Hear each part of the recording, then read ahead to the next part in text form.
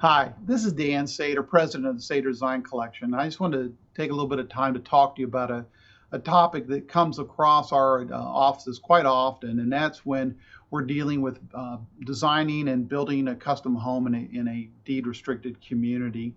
Again, the reasons why a lot of us are drawn to deed restricted or gated communities is the fact that there's some harmony, there's some overall community theme. It might be a particular style, but we know that all the homes were built to a certain level or standard that gives us some safety, certainly protection of our investment, knowing that you're not going to build a home and have some kind of a horrific home built next to it.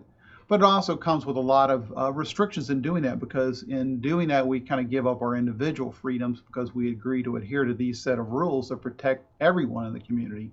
But it always amazes me that people, again, will buy in these communities and they're shocked that to find out they can't build a particular style home that totally goes against the guidelines. So we had a young couple one time, and they had wanted to design this very contemporary home.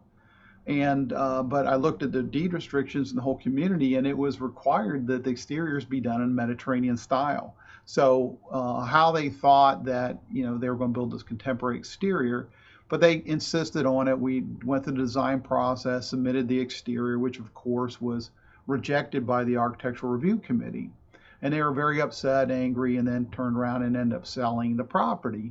But again, I don't understand why people have these expectations when it's clear. So one of the things we want to make sure, if you're thinking about building in a deed restricted community, is just to make sure what are the restrictions, and what do they look like, what do they entail, and also there might be even sometimes design review guidelines that may go with it, as in addition to the deed restrictions. Deed restrictions might deal with minimal prescriptive things like a minimum setback, maybe a minimum roof pitch. You have to use certain roofing materials or siding materials, and so on. The guidelines might take a little further and talk about, maybe it's the community has an overall theme, and there might be a required exterior styling. It might be that all the homes must be traditional, or they have to be French country, or maybe there's a series of certain approved styles or materials that are allowed in the community. So there might be that there's prescriptive measures, but there's also, there might be an overarching theme that they're trying to get through. So it's important to understand that. And then once you've got that information and you know what type of home you want to build, what I would suggest is taking the time, because you might be dealing with, there might be an administrator, depending on the size of the community, you might have a design review administrator that processes the submittals. And I would suggest that you set up an appointment with them, meet with them, and find out, here's what I want, show them, just from a simple, here's the sales plan, rendering of the home we want to build, and here's what we're thinking. Will this be compatible with the community? If not, what do I need to do to make it so? If there's not an administrator, it might just be that it's some of your homeowners that are part of this review committee. But it's so important just to sit down up front with them and just review that and make sure before moving forward that you at least got some sense of what they're going to approve. Because it's nothing worse to go through this process, do what you want, when it totally goes against the guidelines, and then be disappointed after all this time and investment, to create something that, again, is not going to be approved.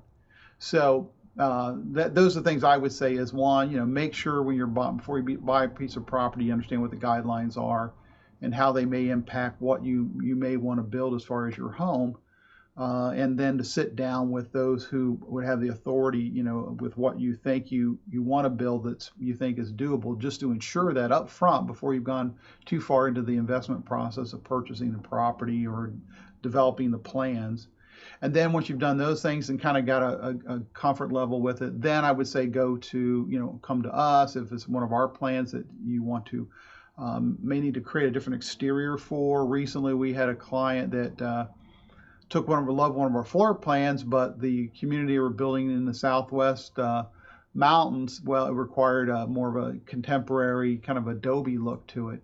So the original plan had like more of a Mediterranean look, but it was easy for us to work with our client to create contemporary exterior that we helped him through the review process and submitted it, got approval, and he built it and finished it. It turned out beautifully.